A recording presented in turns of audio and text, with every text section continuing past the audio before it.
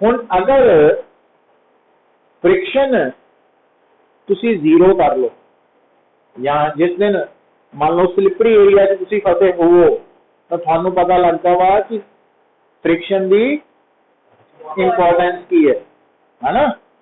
तो हुण फ्रिक्शन के कारण आपां चलदे हां, ना कि चलन करके फ्रिक्शन है। इस करके जिधर नूं जे आदमी नॉर्थ वाल नूं जा रहा तो उन्होंने नॉर्थ वाल होने करके ही उन्होंने नॉर्थ वाल ले जा रही है। तो ये पॉइंट नूं समझना वा ना, इसे क्लीयर भी करांगे, बट ये गल याद रखनी है कि जिहड़ी फ्रिक्शन है ਉਹਦੀ डायरैक्शन हमेशा किधर नूं लैनी है, ਉਹਦੇ बारे आपां हुण गल करनी है सारा कुछ। पर उस तो पहला फिर देखो बेटा, ਜਦੋਂ ਅਸੀਂ फ्रिक्शन की गल करते हैं तो फ्रिक्शन नूं अलग-अलग एस्पेक्ट तो स्टडी किया जाता। तो जिहड़ा पॉइंट असीं स्टडी करना जदों असीं वर्ड यूज करते हैं ना फ्रिक्शन, ਉਹਦਾ मीनिंग की है? ਉਹਦਾ मीनिंग है स्लाइडिंग फ्रिक्शन। क्योंकि दूसरी फ्रिक्शन आती है जिहदे बारे असीं सैपरेटली पढ़ांगे, रोलिंग फ्रिक्शन। तो साडे लई फ्रिक्शन कल्ले फ्रिक्शन वर्ड का मीनिंग की है? Sliding friction.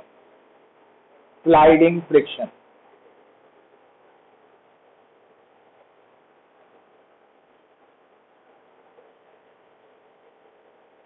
Sliding friction. देखो बेटा, हुण स्लाइडिंग फ्रिक्शन नूं फर्दर असीं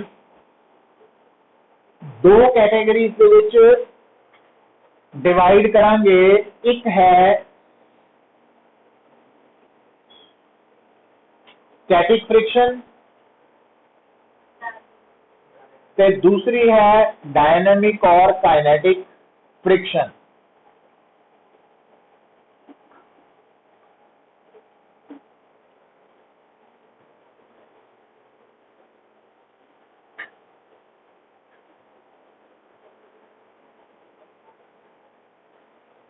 फिर बेटा असीं देखांगे जिहड़ी स्टैटिक फ्रिक्शन है, इहदी जिहड़ी वैल्यू है वो फिक्स्ड नहीं है। स्टैटिक फ्रिक्शन की वैल्यू मिनिमम 0 है,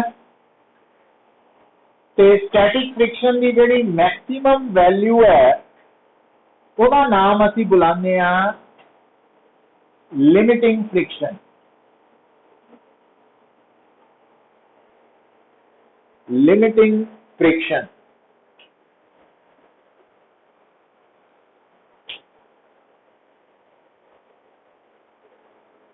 तो जो आप फ्रिक्शन के बारे स्टडी करनी है तो ये पॉइंट सारे डिस्कस होंगे, है ना। तो कली फ्रिक्शन का मतलब स्लाइडिंग फ्रिक्शन है। रोलिंग फ्रिक्शन पूरा नाम लैके पूछी जाएगी, है ना। वो एक अलग टॉपिक है, उसकी ज्यादा कोई साडे लिए इतने इंपॉर्टेंट नहीं है, थोड़ा जिहा ही है। मेन साडे नाल केड़ी फ्रिक्शन ने चलना हो? हाँ, स्लाइडिंग फ्रिक्शन है। ਉਹਦੀਆਂ कितनियां टाइप्स है? स्टैटिक ते डायनेमिक का दूसरा नाम। और जिहड़ी स्टैटिक फ्रिक्शन है उसकी वैल्यू वेरी करती है, वो आप सारा देखांगे। और उसकी मिनिमम वैल्यू कितनी हुंदी है ते मैक्सिमम नूं, हाँ, जो मैनू कोई कहता ना लिमिटिंग फ्रिक्शन, इट मीनस वो स्टैटिक फ्रिक्शन की मैक्सिमम वैल्यू बारे गल की जा रही है ना। ये गल दिमाग च होनी चाहिए। हुण बेटा अगला पॉइंट की है, देखो फ्रिक्शन बेसिकली की है, लिख लो स्लाइड। आप जो कहने ना friction sliding friction, friction is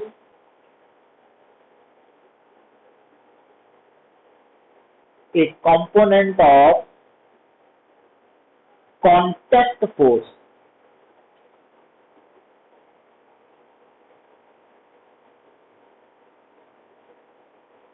It always acts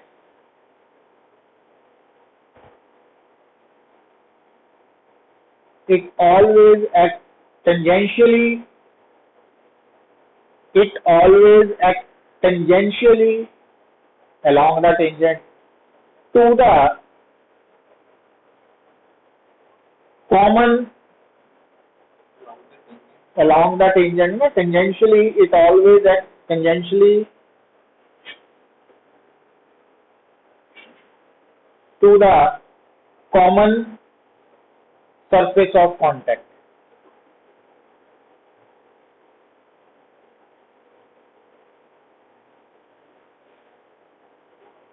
ठीक होगी गल?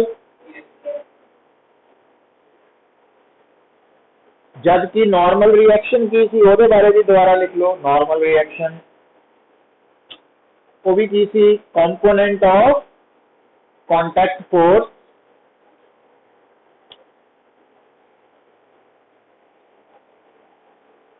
but it acts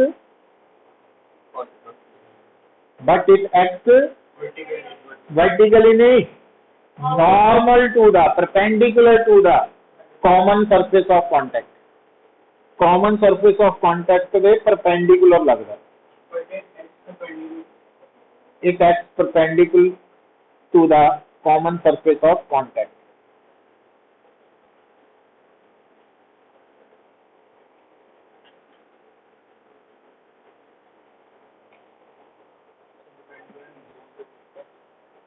ठीक है। ਹੁਣ बेटा देखो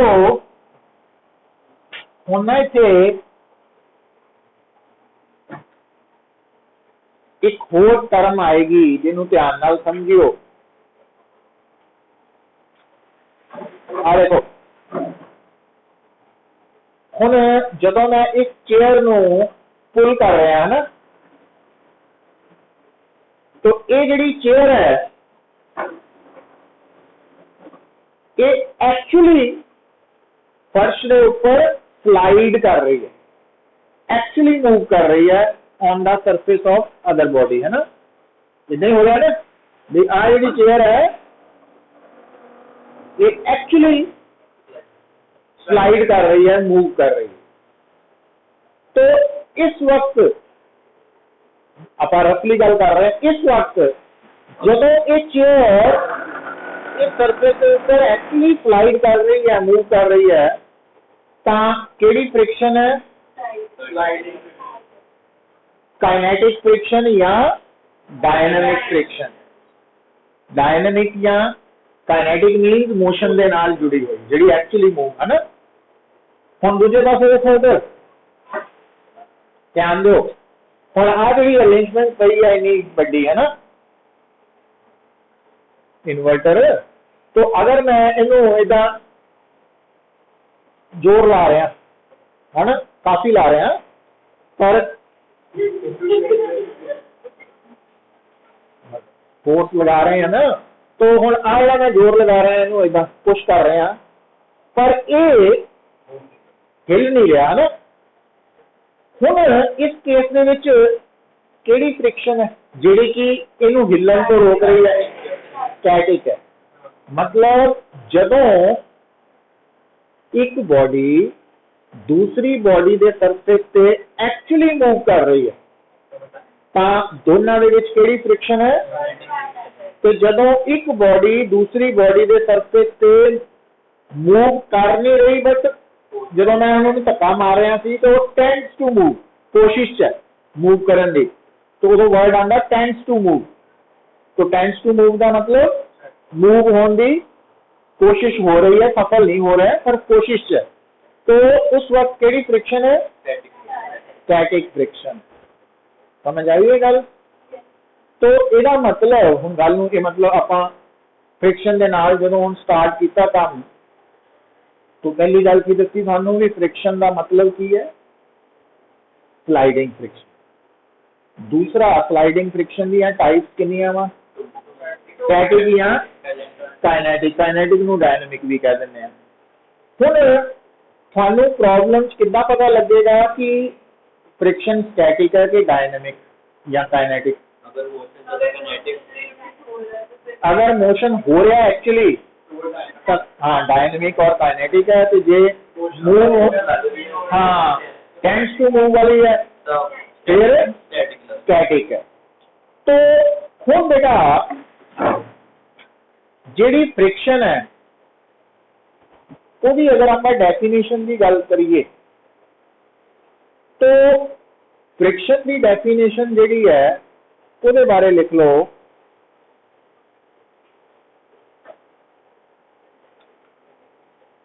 it is a force, it is a contact force which comes into play when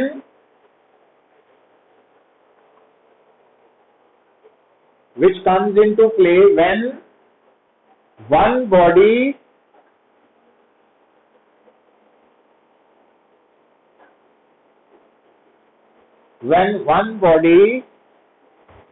tends to move or actually moves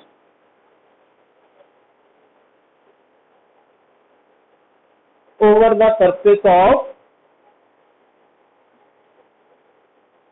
other body।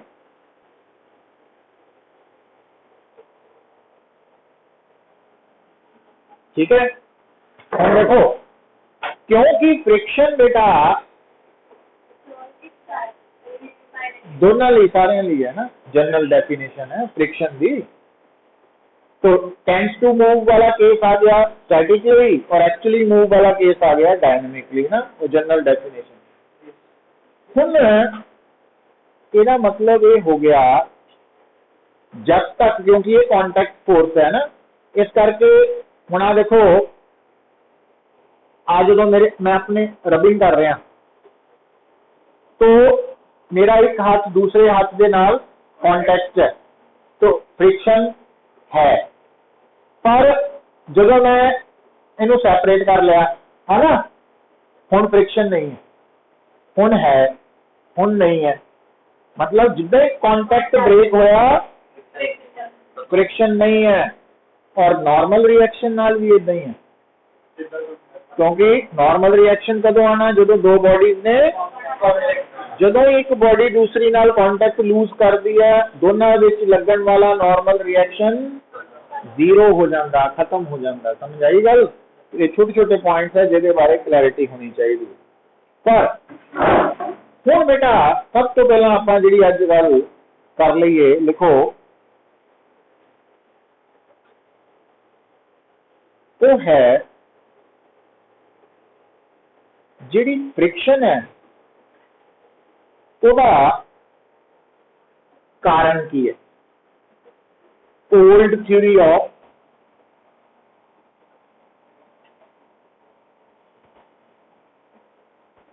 Friction.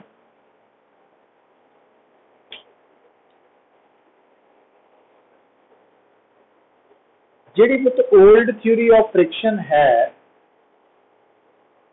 ਉਹਦੀ statement है, वो कहती है भी एक्चुअली कोई भी जो दो सरफेसिस है, क्योंकि हर बॉडी जी है वह कोई ना कोई तो सरफेस है ही है। तो जो दो बॉडीज कहने कि वो कॉन्टैक्ट है, बेसिकली दोनों के सरफेसिस कॉन्टैक्ट होंगे। तो कोई भी जो सरफेस है जड़ियाँ कि विद नैकेड आई बड़ा समूथ है ना नजर आता, प्लेन नजर आता, जो अंडर माइक्रोस्कोप उन्होंने देखते हैं तो कोई भी जो सरफेस है वो उपर बेसिकली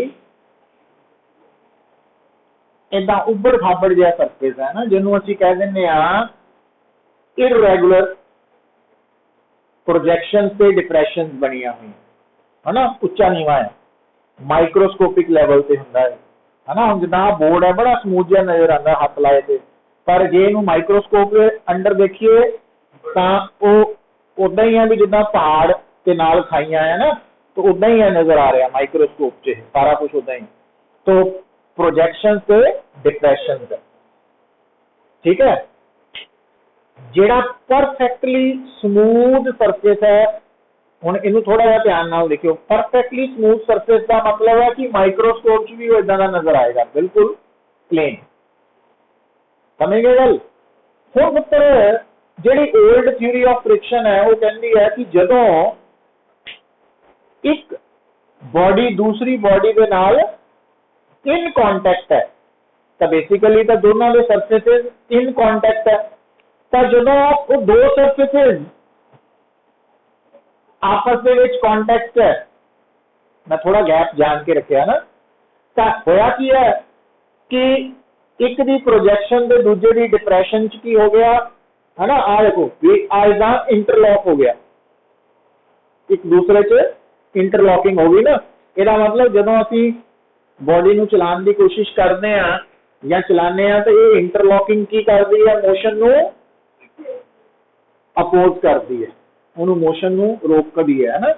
तो इस करके ये फ्रिक्शन का कारण है। तो ओल्ड थ्योरी के अकॉर्डिंगली फ्रिक्शन का कारण की है, जिहड़ी इंटरलॉकिंग हो गई है किहदे विच, दो सरफेसिस दे विच, दो सरफेसिस दी प्रोजेक्शन से डिप्रेशन।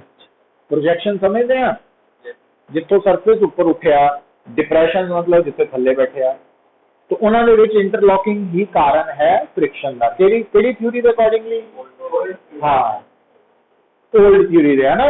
पर प्रॉब्लम किथे आई, जे प्रोजेक्शन ते डिप्रेशन दे विच होने वाली इंटरलॉकिंग ही कल्ली फ्रिक्शन का कारण है, तो यह मतलब जे आपां सरफेसिस नूं स्मूथ कर लईए है ना, रबिंग करके उन्होंने स्मूथ करते जाइए, प्रोजेक्शन डिप्रेशन खत्म कर दईए, तो सरफेस नूं की कर दईए पूरा स्मूथ या प्लेन, तो फिर फ्रिक्शन की हो जानी चाहिए है, जीरो जीरो हो जानी चाहिए है।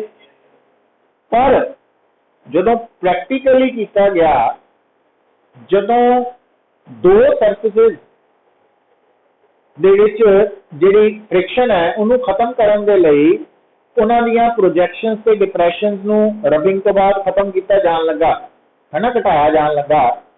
एक स्टेज तक तो फ्रिक्शन थोड़ी घटी,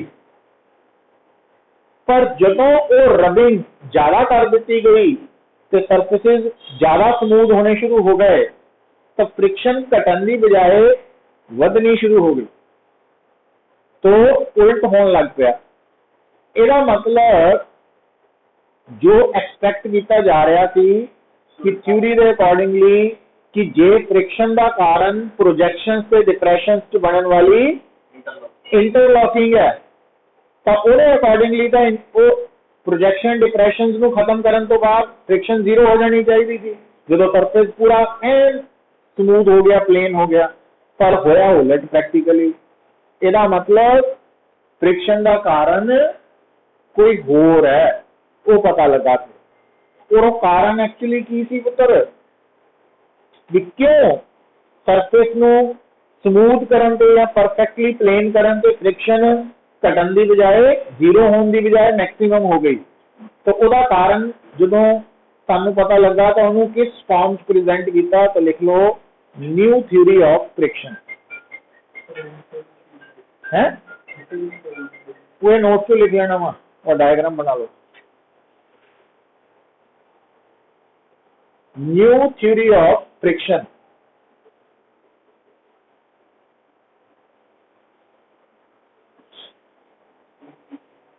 न्यू थ्योरी ऑफ फ्रिक्शन। हुण देखो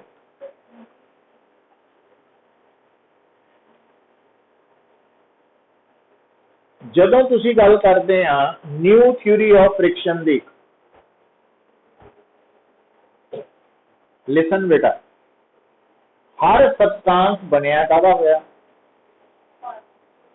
एटम्स तो है ना, हर सबस्टांस एटम्स तो बनया, और हर एटम के अंदर दो तरह का चार्ज है, पॉजिटिव भी इलेक्ट्रॉन्स करके है ना।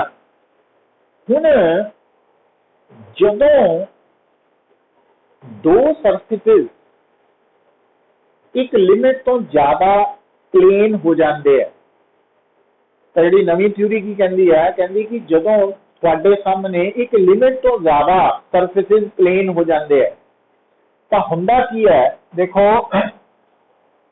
हुण बेटा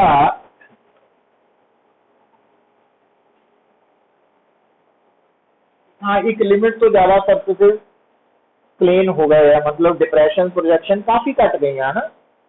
पर हुण गल नूं समझिए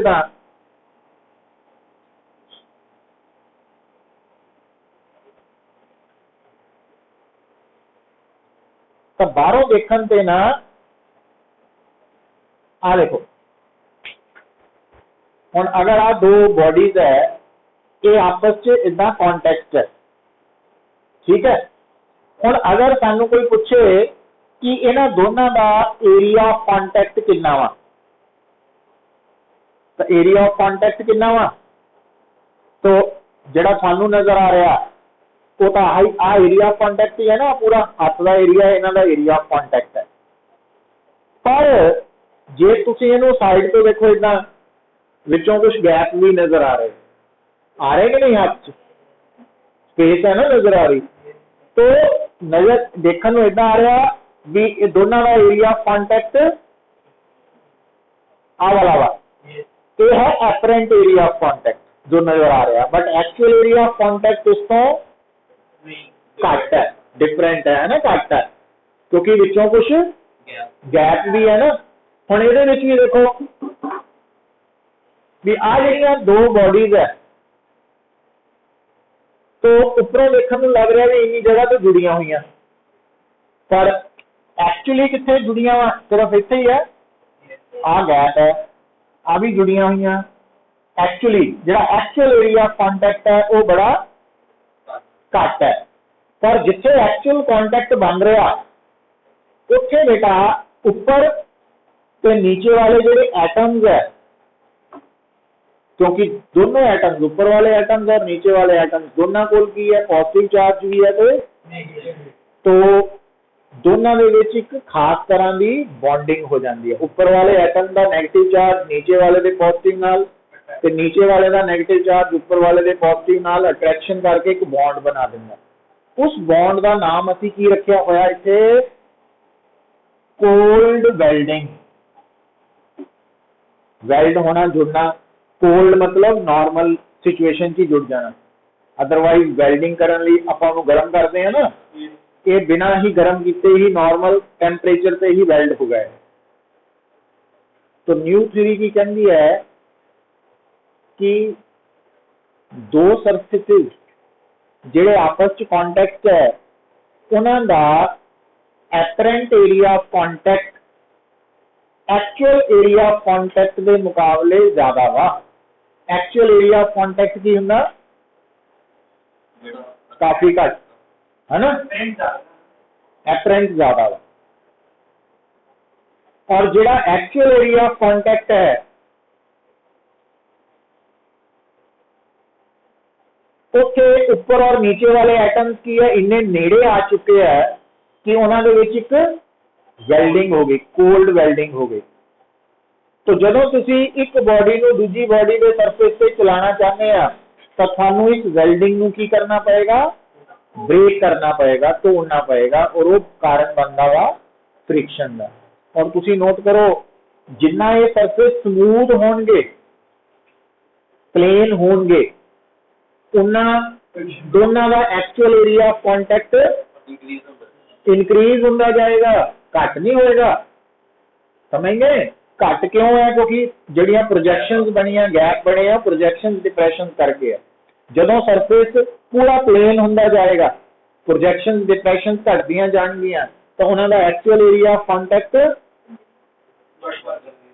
है ना, तो एक्चुअल एरिया ऑफ कॉन्टैक्ट जिन्ना ज्यादा होएगा उन्नी ज्यादा कोल्ड वेल्डिंग्स होंगी, तो उन्नी ज्यादा फ्रिक्शन होएगी। समझ आई गल? तो इस गल नूं हुण आपां इत्थे रुक जाना, अज इनू कल नूं फिर आपां डिस्कस करा।